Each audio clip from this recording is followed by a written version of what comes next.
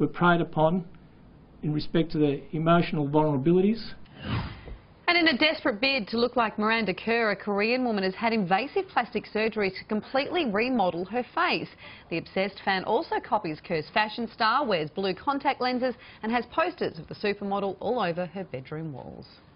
Strangely, in the morning I go for surgery. I'm with look like James Packer. That's where I'm. I wanted Orlando Bloom, but they said no. You know, that's impossible. She's getting a lot of work. She makes a lot of money now that she looks like Miranda. Do you think she actually looks like Miranda? Not really, but no. people obviously do. Why set the bar so high? Of all the people to mimic, like one of the world's most glamorous supermodels, the upkeep would be extraordinary. Well, why do you not do it at all? I mean, that would be a bigger question. Do you reckon Miranda Kerr has to have surgery to look like Miranda Kerr? I'm not going there. None of us are going there. Speaking of beauties, Clive Palmer. Clive spoke today, and when he wasn't talking about banana splits, he moved on to more significant issues, such as chocolate. So that debt's increased at an ever faster rate than any other time in our history. And why is it so, as Professor Julia Sumder-Miller used to say? How can you get a glass and a half of Cadbury's in one, what was it, a glass and a half? I forgot what it was anyway. But he used to say it. He's not exactly Martin Luther King, is he? I can't remember what he said in the ad, but I know I ate it. Moving on now, and your childhood dog is dead and you're a mess. So should you have to go to work and act normally when your life is a big fat Labrador-shaped hole right in the middle of it? We love our pets. In fact, the majority of us call Mittens, Fluffy or Fido best friend. And some crazy kids even adore Fang. Most of those who don't have a pet want one. And the rest of you have cold, dead hearts. And when they're always doing awesome stuff like this, it's little wonder that when they die, all you want to do is this. They were just great dogs, so it's like just losing a great person. It doesn't matter who you replace that person with, they're gone. Although they're backing away from it, a mining boss says one union's demanded employees get bereavement leave for pets. And with many owners rating Patricia the Pomeranian above mum and dad, is it such a bad idea? Seeing that tight human-animal bond and seeing people so visually affected, I think that bereavement leave is certainly warranted. After 3 days, my employer was ringing me up very gently asking me, saying you could come back to work. But not everyone's convinced that the empty hole Buster's just left in your life should be an excuse to get off work. Unions, of course, say you should get leave for a whole variety of other things, but there has to be a limit. And the limit stops before you get, I think, to pet leave. You want your employee to be back to functioning at a regular level. If you're not going to give them that emotional support that they need or time off so that they can deal with it, they're probably not going to be functioning to their same capacity. But how would it work? If you've got 3 days of grieving for Rover, would you get half a day for Squeaky? And how much would I get for Rocky here? Oh, don't worry, he's not dead, he's just sleeping.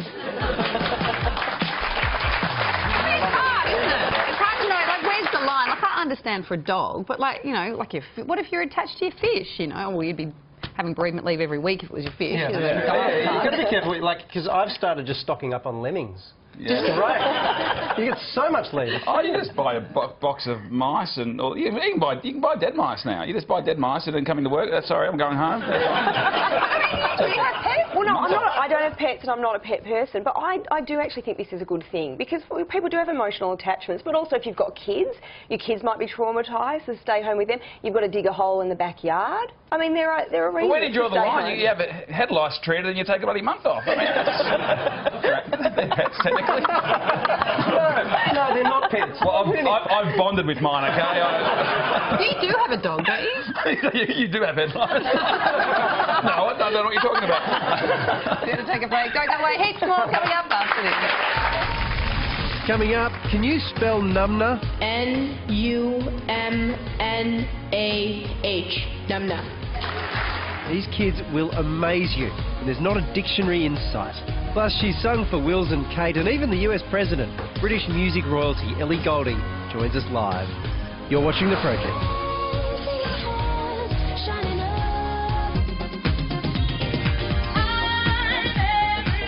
Welcome back to The Project. Well, with the help of spell check, we all think we're pretty good at spelling, but these kids would put Microsoft Word to shame. think that's meant to be shame. The spelling bee is a long-held US tradition, as American as gridiron and jingoism. And when it comes to orthography championships, it doesn't get any bigger than the Scripps National Spelling Bee. Held since 1925, it's the Super Bowl of spelling and is always entertaining. And Krazan. Whatever. The chickens have large talons. Numbnut. Oh, numbnut. It even comes fully equipped with its own special commentary. What a precocious young man, huh? But this isn't child's play. The competition is tough.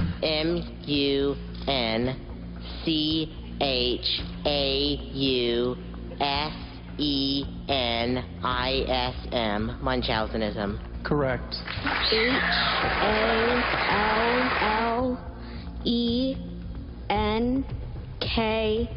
Hallenkellenke. Obviously. Come on, kid. Who can't spell Hallenkircher? Helen Creeker.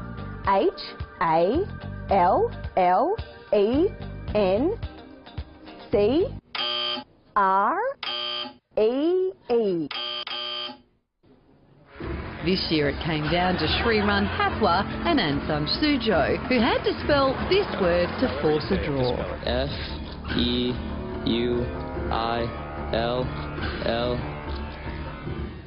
FEUILLETON. Correct.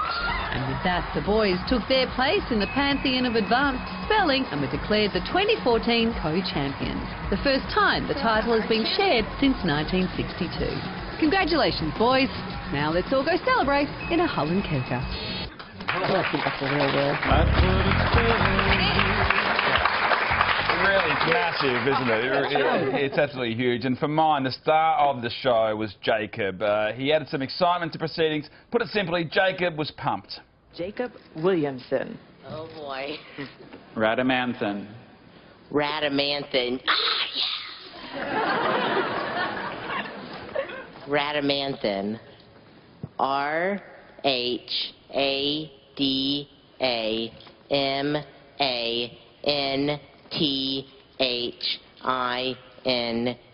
Radamanthan.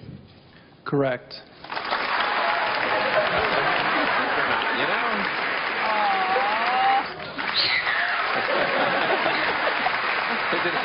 Correct.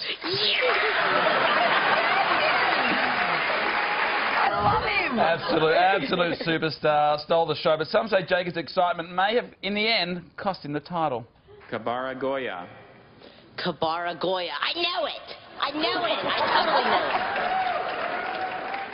it. Okay. Kabaragoya. CABARAGOYA. Kabaragoya. What? And if it's any consolation, Jacob, I can't even say the word you're trying to spell. I just think it's good to know that John McEnroe's kid is such a good speller. If you have just joined us, here is a quick recap of today's headlines. And police are investigating whether a violent home invasion in Sydney's west that left a 69-year-old man dead was a robbery gone wrong. A Canberra inquiry has recommended David Eastman, the man convicted 19 years ago of murdering Federal Police Assistant Commissioner Colin Winchester, be pardoned and released. Child killer Warren Ross will serve at least 30 years of a 40-year sentence for the brutal murder of his stepdaughter, Tanilla Warwick-Deeves. Bill shock for Queenslanders, with the cost of electricity rising by 13.6% from July 1st, adding $191 to the average annual bill. And the key to having a daughter who aspires to greatness is for dads to do the housework. As studies found fathers who help out at home are more likely to have daughters who aim for less traditional and potentially higher paying careers. No daughters for me, so no housework. Yeah. Worked out well. Petey wins again. I think that's my daughter, because she's got neither. I'm not doing housework. She's going to have to do it. I don't think there's anything in that anyway. Like, I like to think I'm, you know, I've made it in the world. My dad would shit around the house. Like, there's nothing. Sorry, Dad, if you're watching, but you really didn't do much. My wife didn't tell me she was working on that study at all. I'm very but actually... You would be good. You'd be good around the house, aren't you? I'll give you a sense of how ambitious my daughter is. When Julia Gillard became Prime Minister and my wife told my daughter that had happened, my daughter broke down into tears. Not out of joy for the sisterhood, but because she wanted to be the first female Prime Minister. Well, So you do a lot of did you wave like this? No, she's a Republican, Pete. Well, moving on, and unions are claiming that some employers are overlooking Aussies and casting their eyes offshore in the search for workers, and that the government is making it easier for them to do so. Around 8,000 nurses graduate in Australia each year. This year, up to 3,000 of them can't find work. They're joined in the search for a job by almost 70,000 tradies and technicians and 40,000 qualified managers. But even with all these and hundreds of thousands of other Aussies looking for work, this financial year Australian employers have recruited almost 40,000 foreign workers on 457 visas. 457 visas are denying workers opportunities. There are parents who know they can't get their kids a start in the workplace. There are unemployed workers who can't get a start themselves. 457 visas are certainly impacting on unemployed people in this country. The 457 visa allows foreigners to work in Australia in their area of expertise for up to 4 years, supposedly in jobs that no local workers can be found to fill. The real dilemma here for Australian employers is they've got jobs, but regularly they've got jobs in places that Australian skilled workers simply won't go to or maybe can't relocate to. But the integrity of the 457 visa program came into question back in March when the government quietly reopened a loophole that allowed employers to hire more foreign workers than they'd applied for. Prior to the loophole being closed by Labor in 2013, one unnamed employer had approval to hire 100 457 workers over 3 years, but in half that time hired 800 without penalty. And now the government wants to end the requirement for foreigners to have 457 visas at all when working on offshore gas and oil projects. If the government makes that decision, what they are doing is denying Australians opportunities to work in the offshore industry, and that is a disgraceful position. So with serious fears that the 457 program is now ripe for rorting, should Aussies get used to being stuck at the end of the job queue? Well, Aaron Lane is from the Institute of Public Affairs and joins us now. Aaron, there's no denying that 457 visas are important in some industries, but do you agree that they're hurting some genuine Aussies who are trying to find work here? Look, no, I don't. I think that the 457